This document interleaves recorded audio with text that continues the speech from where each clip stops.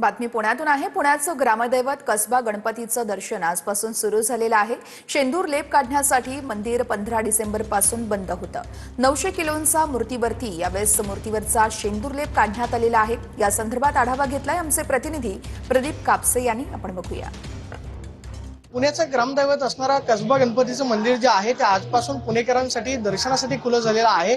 15 डिसेंबर पासून मूर्तीचा आपण पाहतोय की लेप दुरुस्त करण्याची प्रक्रिया जी आहे ती सुरू होती। जवळपास 900 किलो लेप जो आहे तो मूर्तीवरचा काढण्यात आलेला आहे आणि आपण पाहतोय की मूळ स्वरूपातील मूर्ती जी आहे ती आता पुणेकरांना दर्शनासाठी अनुभवता येणार आहे। जवळपास 900 किलोचा आपण पाहतोय की मूर्तीवरचा लेप जो आहे तो काढलेला आहे।